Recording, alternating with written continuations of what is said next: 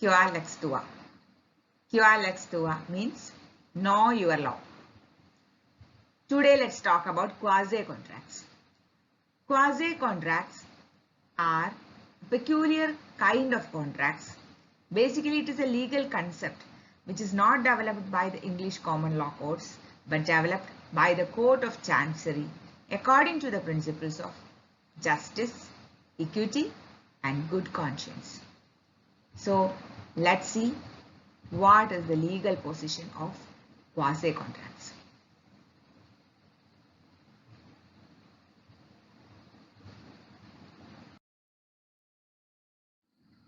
The word quasi means not exactly. These are not exactly contracts according to the strict principles of contract law, but they do have contractual liabilities which are imposed by the situations and by the law itself. As I told you, these are concepts developed by the Court of Chancery by applying not law but principles of equity, justice and good conscience.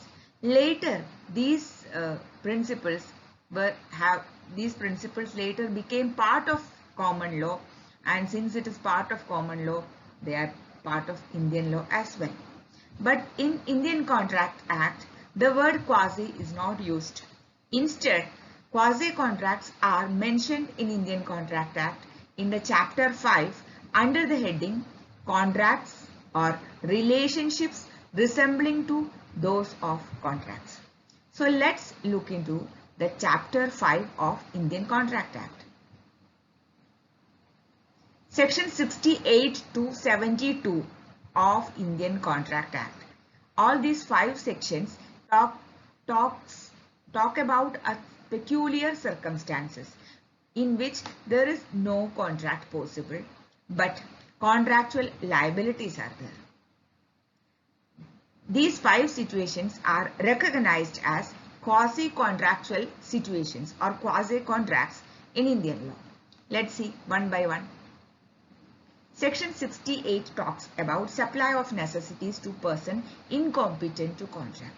We all know who is incompetent. A minor is not competent to enter into contract.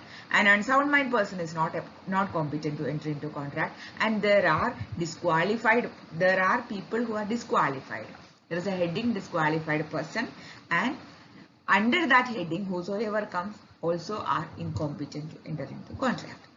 But still, Section 68 says if some necessities are supplied to a person who is incompetent to enter into contract, later from the assets of that person, the person who supplied must be reimbursed. I'll explain it through an example. Say for example, A is an unsound mind person who doesn't have anyone to take care of. B is supplying necessities like clothes, medicine, shelter, everything to A. Though B does not have any contract with A, neither B is any relative or legal representative of A. Out of humanity, he is supplying necessities. After the death of A, when A's legal representative comes to claim the estate of A, the law says that the legal representative of A has to compensate B for the expenditure he has incurred in supplying the necessities. Got my point? That means there is no contract because A is incompetent. Still, a contractual liability is there as far as legal representative is concerned. Okay, now let's look into the second one. What is that? Reimbursement of money paid, in which he is interested. See, I'll explain it through another example. Say for example, A stays in B's flat. Okay, so according to the agreement, A will pay the rent, a lump sum amount. From that, B is responsible for paying electricity bill and other expenditures. Okay, so as per the agreement, A is not supposed to pay any other charges. But still, since B who is supposed to pay the electricity bill is not paying, and because of which A gets a notice. and he gets a notice that the connection will be disconnected, the electricity will be disconnected. Now A is interested in the payment because he doesn't want the connection to be he is interested in continuing the connection, and therefore he makes the payment. So section 69 says that in such cases the person who is supposed to pay must reimburse the person who paid even though there is no agreement. Clear? Yeah. Now the third situation, obligation of person to pay for enjoying benefit of non-gratuitous act. See, now let me differentiate between a gratuitous act and a non-gratuitous act. A gratuitous act is what? An act in which the party who is doing the action is not expecting a consideration. That means a gift. But non-gratuitous actions are those actions in which the party is expecting a consideration, or he is expecting something in return. Say for example, the pizza delivery boy is delivering pizza. He is expecting the payment, isn't it? Yeah. So similarly, if something is by mistake delivered to a person which is non-gratuitous and he has enjoyed it, now he has a duty to pay for it. It's clear. Say for example, A has ordered a carton of mangoes. It could be Alfonso mangoes. Okay. So instead of A's, by mistake, the carton of mangoes were delivered to B's house instead of A's house. B took the mangoes and B ate it also. After consuming the mangoes, now B cannot refuse to pay. He has enjoyed the benefit of a non-gratuitous act because the mangoes were ordered by A. A was supposed to pay for it. A did not get the mangoes. B received it, enjoyed them. Now B must pay. Even though there is no contract. B has no contract.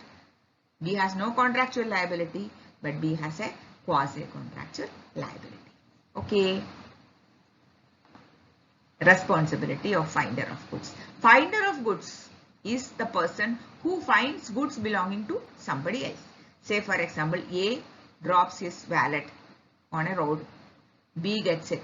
B is the finder of goods. The law is very clear that the finder of goods is next to the real owner. He has all the rights on the goods, but at the same time he has a responsibility to find out the real owner and give it back to him. Okay, and the real owner has another responsibility. If the finder of goods finds him and gives him back the goods, he has a responsibility to reimburse the expenditure incurred by the finder of goods in finding him out and whatever reasonable expenditure he has suffered. Okay, yeah, even though there is no contract. Now section 72, the last one. Liability of person to whom money is paid by mistake. This is based on another principle, a doctrine of restitution, which believes that a person should not be allowed to be enriched at the expense of another.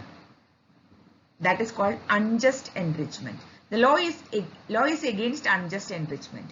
Law says that a person should enrich by his own hard work, not at the expense of somebody else. Therefore, if by mistake anyone has paid money, that money has to be given back even though there is no agreement.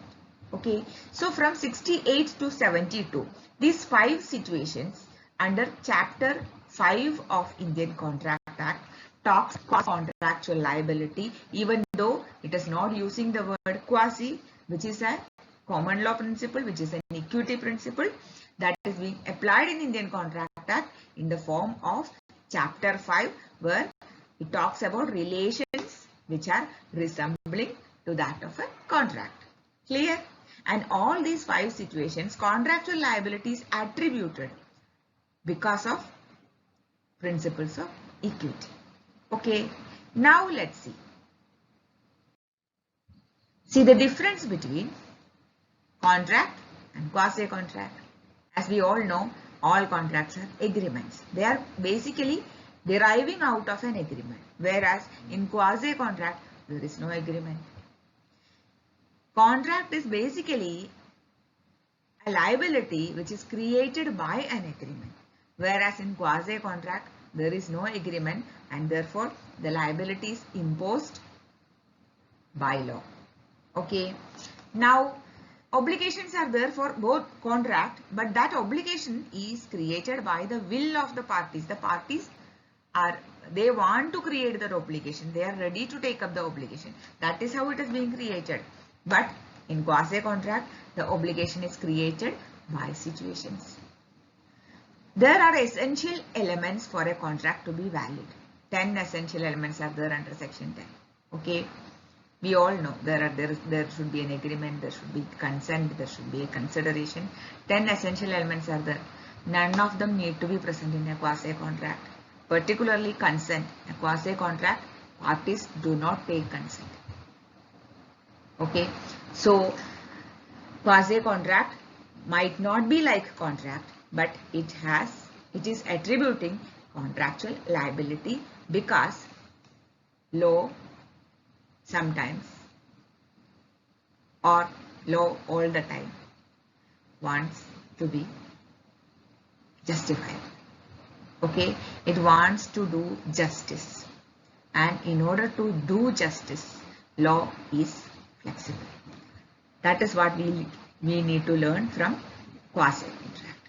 Okay, yeah. So see you on another day with another video. If you have any doubts, put your questions in the comment box. I'll be happy to help. Thank you.